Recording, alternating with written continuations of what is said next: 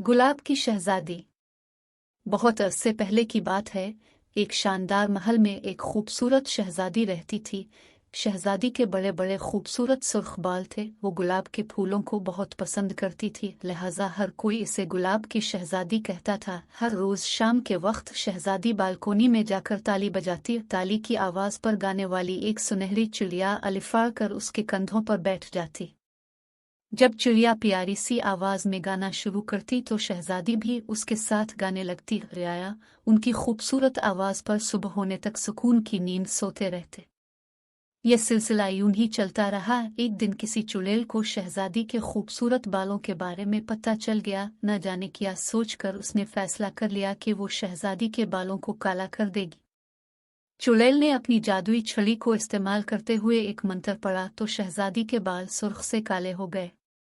अगले रोज जब शहजादी रोज की तरह बालकोनी में गई और चिड़िया के साथ खूबसूरत आवाज में गाना शुरू किया, मगर इस बार लोग जागते रहे। शहजादी को मालूम हुआ तो वो बहुत परेशान हुई। इसने चिड़िया से पूछा कि इसे क्या करना चाहिए।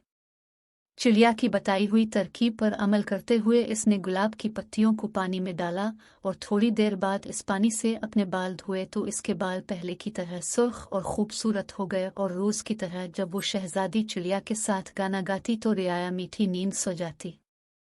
चुड़ैल को इस बात की खबर हुई तो उसे बहुत गुस्सा आया और उसने फिर वही मंत्र पढ़ा, लेकिन इस बार चुड़ैल ने हर तरफ से गुलाब के फूल तोड़ लिए थे ताकि शहजादी अपने बाल पहले जैसे सुर्ख ना कर सके। यूं शहजादी के बाल फिर से काले हो गए और इस रात रियाया की नींद फिर से अलिफाड़ गई। शहजादी बालकोनी में खड़ी होकर रोने लगी कि अब इसके बाल पहले जैसे कभी नहीं हो सकते, और यूं उसके आंसू का एक कतरा नीचे जाकर फर्श पर गिरा।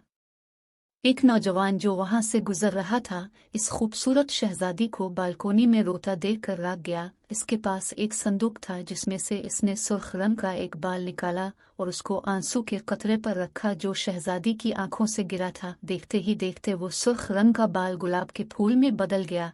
शहजादी ये देखकर बहुत हैरान हुई और उसने जल्दी से इस गुलाब के फूल को पानी में डालकर इससे अपने बाल धोए और यूं इस चुड़ैल का जादुई असर खत्म हो गया।